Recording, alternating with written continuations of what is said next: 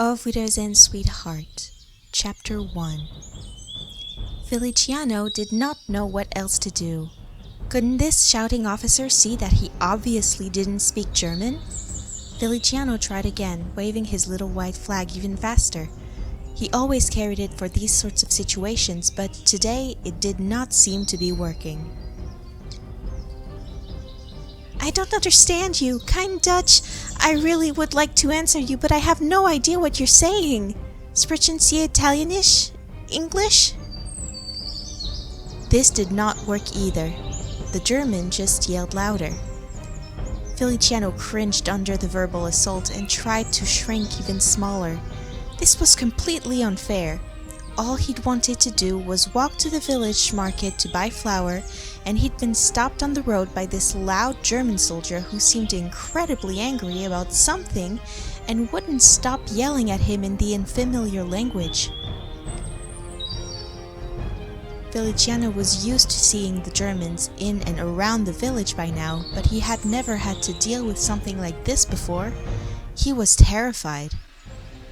"I'm sorry!" cried Feliciano as the German grew even angrier, his voice rising to a deafening volume. "I don't know what you—" Feliciano's heart stopped in his chest when the German pulled his gun from its holster. The entire street and surrounding field seemed to turn on their side. But the soldier didn't point the weapon.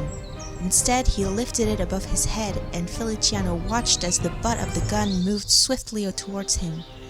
He closed his eyes and braced for the impact. It didn't come. Instead, the sound of another German speaking reached his ears, and Feliciano risked opening an eye and peeking upwards.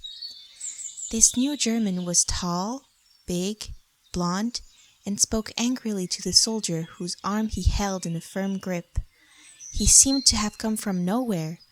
Feliciano watched, wide-eyed, as the blonde officer spoke a few more angry words before releasing the soldier and dismissing him curtly. The soldier saluted hastily and hurried away. Feliciano grasped his white flag, took a deep breath, and waited edgily to see what would happen next.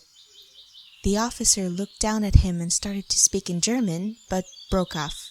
After a few tense moments, he asked, "I don't suppose you speak English?" Feliciano breathed a sigh of relief. "Oh, thank goodness! Yes, I speak English. That soldier, he kept yelling at me and I didn't know what he wanted, and he was really loud and angry and scary, and thank you so much for stopping him from hitting me, and are you going to arrest me?" The German looked a little dazed. "You're welcome. No, I am not going to arrest you." "Oh, good."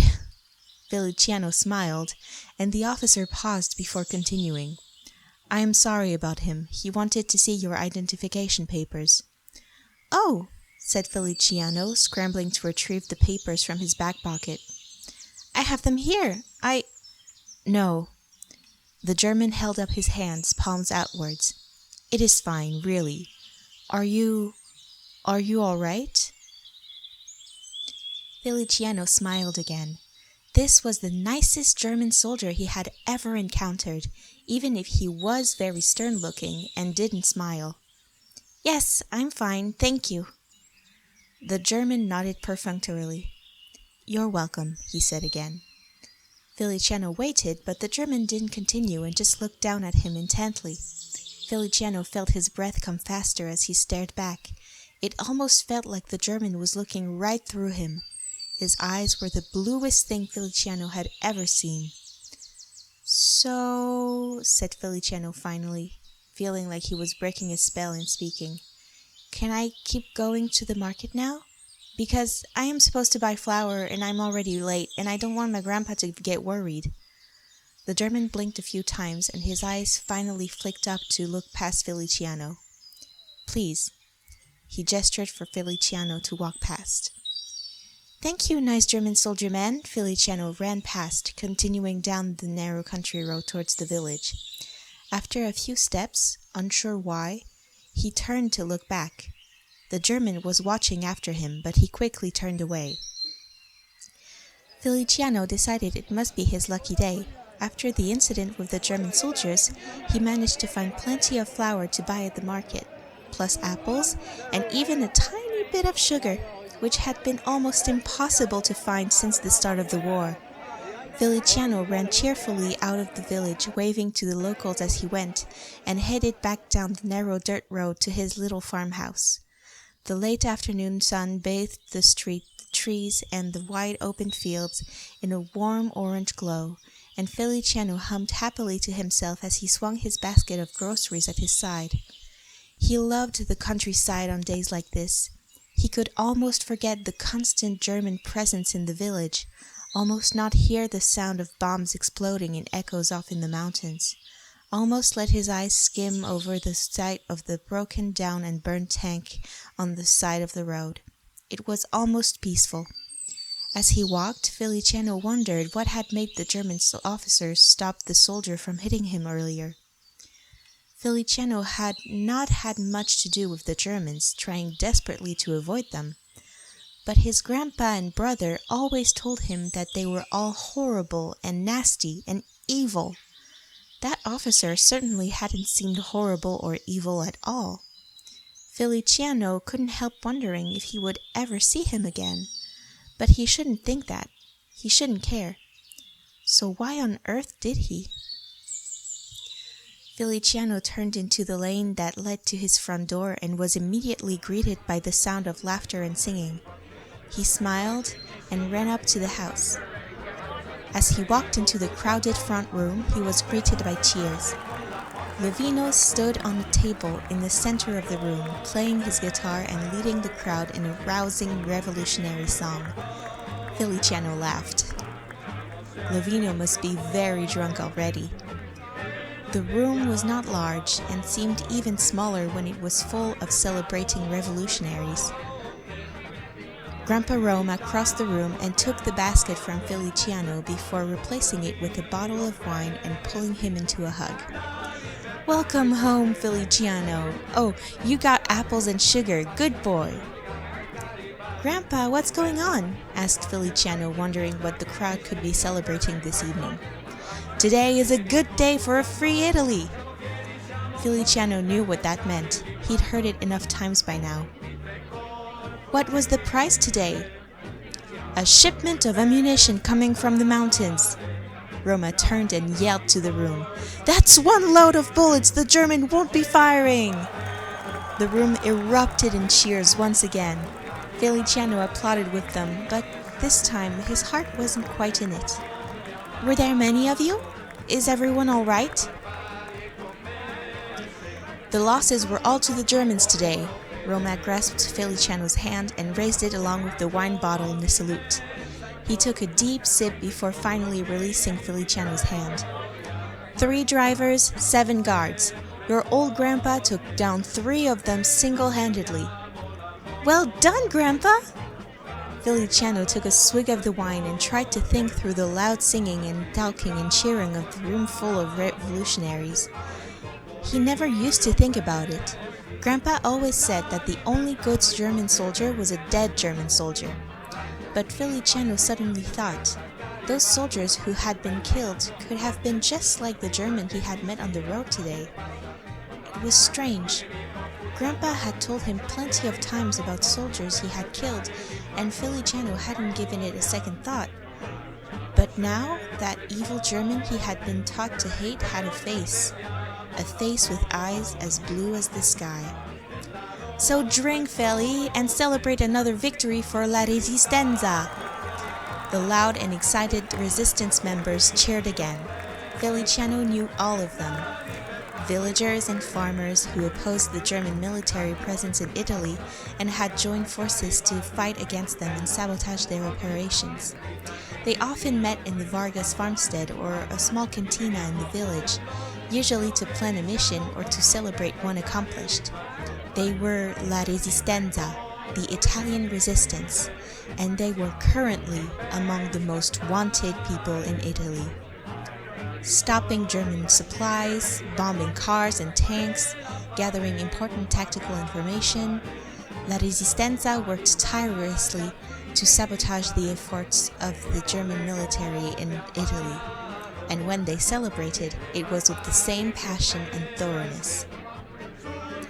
Lovino finished the chorus of the song, jumped down from the table, and threw an arm around Feliciano. "Hey, Feli!" Feliciano was right. Lovino certainly had drunk too much wine already. He was only ever this happy and sociable after a few drinks and a decisive victory. "You weren't involved in the operation today, were you?" asked Feliciano, suddenly concerned. It was bad enough that Grandpa always went out and put himself at such risk and danger. He did not want to have to worry about his brother as well. Lovino rolled his eyes. "If only." Lovino turned to Roma. "When are you going to let me out with you on a real mission, Grandpa? I'm sick of just planting bombs in cars. I want to see a little more action." Roma just laughed and threw his free arm around Lovino. "You know I don't like to see my beloved grandsons in danger," said Roma, hugging both Feliciano and Lovino close. Feliciano laughed. Grandpa did not have to worry about him. He was the first to admit that he tried to stay away from danger at all times. He still contributed to the movement, usually by acquiring what information he could from the local villagers about German movements in the area. Feliciano was grateful that Grandpa Roma tried to keep him safe, but at the same time he was aware that sometimes he was still treated as though he was still a little child. Lovino, on the other hand, had been desperate to get out and into the action for years, even though Grandpa kept telling him that the purpose of the Resistenza was to be seen as little as possible and that face-to-face conflicts were rare. But with every small increase in responsibility Grandpa allowed Lovino, he only ever wanted more. "Next time, Lovino, I promise you," said Roma, smiling cheerfully and ruffling Lovino's hair. "You always say that," grumbled Lovino, knocking Roma's hand away. Roma just laughed and took the guitar from Lovino's hands. "Cheer up, Lovino! Celebrate and sing with us!" Roma strummed the guitar, turned and bowed to the room, and started playing an immediately recognizable melody.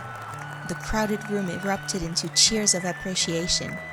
Then Roma burst into a song that was by now so familiar to them all.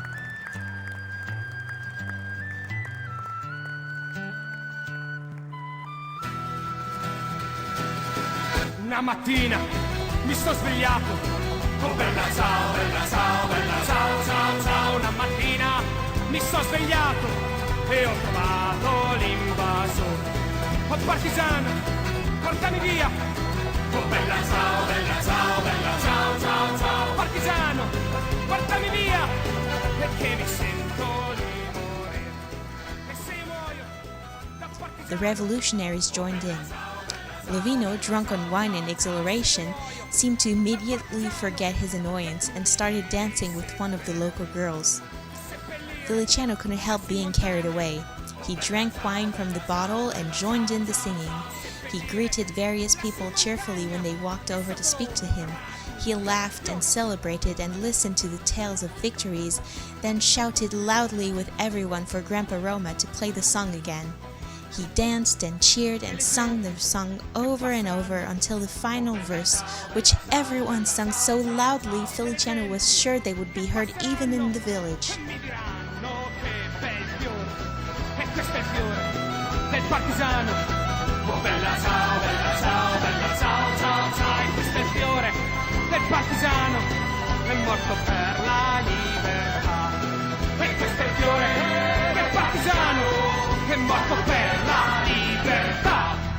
That night, exhausted, full, and happy, Feliciano lay trying to sleep with Lovino's snore coming from the bed beside his.